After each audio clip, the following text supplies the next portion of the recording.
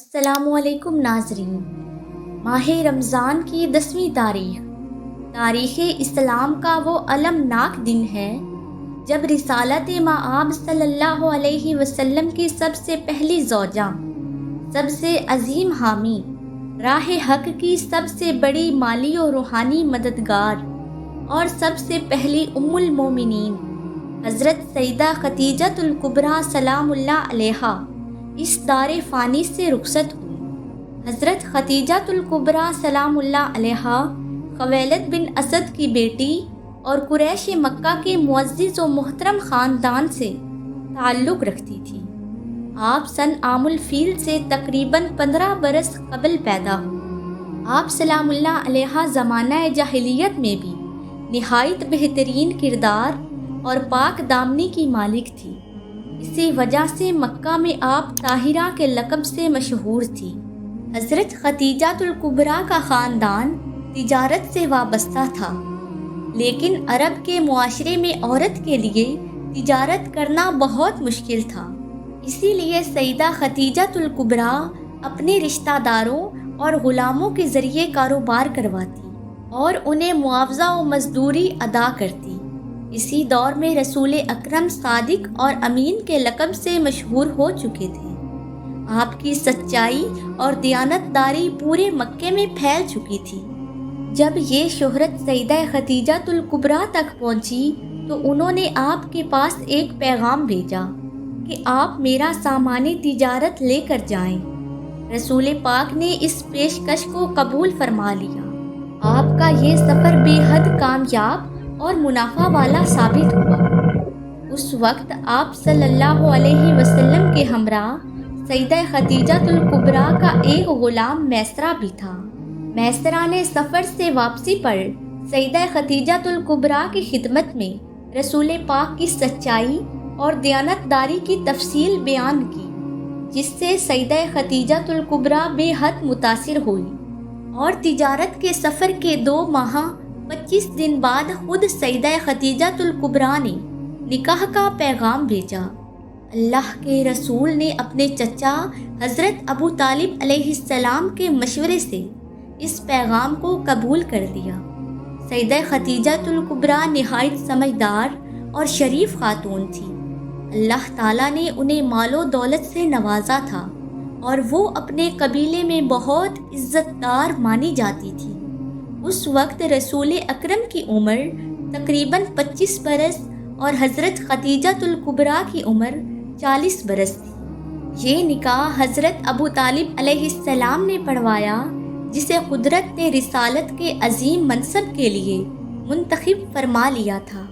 جب غار حرا میں پہلی وحی نازل ہوئی اور رسول اکرم گھر واپس تشریف لائے تو آپ پر کیفیت وحی کا اثر طاری تھا۔ اس نازک ترین لمحے میں جس ہستی نے سب سے پہلے تسلی دی، یقین کیا اور ایمان لائی، وہ حضرت سیدہ خدیجہ الکبریٰ سلام اللہ علیہا تھی۔ آپ نے بلا تردد عرض کیا، قسم ہے اس پاک ذات کی جس کے قبضے میں میری جان ہے، اللہ آپ کو ہرگز رسوا نہیں کرے گا، کیونکہ آپ صلح رحمی کرتے ہیں، کمزوروں کا بوجھ اٹھاتے ہیں اور سچائی پر قائم رہتے ہیں۔ یوں آپ اسلام قبول کرنے والی پہلی شخصیت قرار پائیں اور آپ پہلی مومنہ بنیں۔ دعوت اسلام کے ابتدائی دور میں جب قریش نے رسول خدا صلی اللہ علیہ وسلم اور بنی ہاشم کا سماجی و معاشی بائیکاٹ کیا اور انہیں شیب ابی طالب کی گھاٹی میں رہنے پر مجبور کیا، تو حضرت خدیجہ الکبریٰ نے اپنا سارا سرمایہ اسلام کی بقا کے لیے صرف کر دیا۔ مشرکین مکہ جب رسول اکرم کو جھٹلاتے تو آپ صلی اللہ علیہ وسلم کو بہت دکھ ہوتا، لیکن یہ دکھ سیدہ خدیجہ الکبریٰ کے پاس آ کر دور ہو جاتا، کیونکہ وہ آپ کی تمام باتوں کی تصدیق کیا کرتی اور مشرکین کے برے رویوں کو بے اثر کر دیتی۔ نبوت کے 7ویں سال قریش مکہ نے رسول اکرم، آپ کے تمام حامیوں اور اہل خانہ سے مکمل بائیکاٹ کیا۔ آپ کو آپ کے اہل خانہ کے ساتھ شیب ابی طالب کی گھاٹی میں رہنے پر مجبور کر دیا۔ وہاں آپ کو 3 سال تک سخت آزمائشوں کا سامنا کرنا پڑا۔ بچوں کے بھوک سے بلبلانے کی آوازیں گونجتی اور نوبت یہاں تک آ پہنچی کہ پتے کھا کر گزارا کیا جاتا۔ اس کٹھن دور میں سیدہ خدیجہ الکبریٰ بھی نبی کریم صلی اللہ علیہ وسلم کے ساتھ تھی۔ انہوں نے پہلے تو اپنی تمام دولت آپ کے قدموں میں نچھاور کی، جو آخر کار ختم ہوئی اور فاقوں کی نوبت آئی۔ لیکن حضرت خدیجہ کے اثر و رسوخ کی وجہ سے کبھی کبھار مکہ سے ان تک کھانا پہنچا دیا جاتا، جو شیب ابی طالب کی گھاٹی میں رہنے والوں کے لیے کسی نعمت سے کم نہیں تھا۔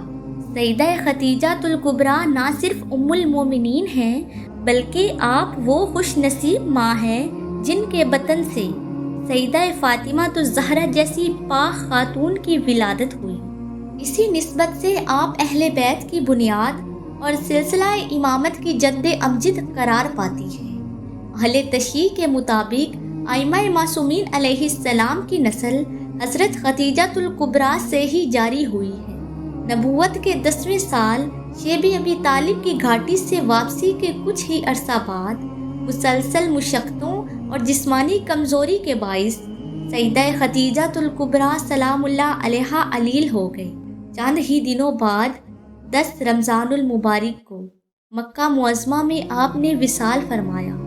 یہ وہ سال تھا جب حضرت خدیجہ الکبریٰ سے قبل حضرت ابو طالب علیہ السلام بھی دنیا سے رخصت ہو چکے تھے، اسی لیے اسے عام الحزن یعنی غم کا سال کہا جاتا ہے، کیونکہ اس سال اللہ کے رسول کو 2 محبوب ترین ہستیوں سے جدا ہونا پڑا۔ حضرت ابو طالب اور سیدہ خدیجہ الکبریٰ کے جانے کے بعد مشرکین مکہ کو آپ کو تکلیف پہنچانے میں کوئی آر نہیں تھی، جبکہ اس سے قبل حضرت ابو طالب اور سیدہ خدیجہ الکبریٰ کے احسانات کی وجہ سے کفار مکہ آپ کو تکلیف پہنچانے میں ہچکچاہٹ محسوس کرتے تھے۔ اللہ کے رسول اپنی زوجہ وفادار کے غم میں اس قدر مغموم ہوئے کہ طویل عرصہ تک آپ کو یاد فرماتے رہے۔ سیدہ خدیجہ رسول اکرم کی سب سے محبوب ترین زوجہ تھی۔ حضرت عائشہ سے روایت ہے کہ میں نے اللہ کے رسول صلی اللہ علیہ وسلم کو کسی عورت کے بارے میں اتنا زیادہ یاد کرتے نہیں دیکھا جتنا آپ سیدہ خدیجہ الکبریٰ کو یاد فرمایا کرتے تھے۔ جب کبھی کوئی بکری ذبح فرماتے تو اس کے ٹکڑے کر کے سیدہ خدیجہ الکبریٰ کی سہیلیوں کو بھیجتے۔ ایک دن میں نے عرض کیا، کیا دنیا میں خدیجہ کے سوا کوئی عورت نہیں؟ تو اللہ کے رسول نے فرمایا، اس جیسی دوسری میری اور کوئی زوجہ نہیں۔ انہوں نے اس وقت میری تصدیق کی جب لوگوں نے مجھے جھٹلایا، انہوں نے اس وقت میرا ساتھ دیا جب لوگوں نے مجھے چھوڑ دیا، اور اللہ نے مجھے ان سے اولاد عطا فرمائی جو کسی اور سے عطا نہ کی۔ روایات کے مطابق جبرائیل امین نازل ہوئے اور عرض کیا، یا رسول اللہ، سیدہ خدیجہ الکبریٰ کے لیے اللہ کی طرف سے سلام، اور جنت میں موتیوں کا ایسا محل ہے جہاں نہ کوئی رنج ہوگا نہ تعجب۔ اہل بیت کی روایات میں سیدہ خدیجہ الکبریٰ کو 4 عظیم خواتین میں شمار کیا گیا ہے۔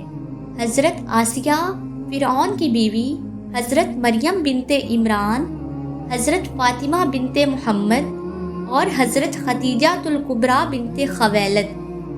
سیدہ خدیجہ سلام اللہ علیہا کی حیات ہمیں یہ درس دیتی ہے کہ ایمان صرف الفاظ کا نام نہیں، بلکہ ایثار، قربانی اور ثبات کا نام ہے۔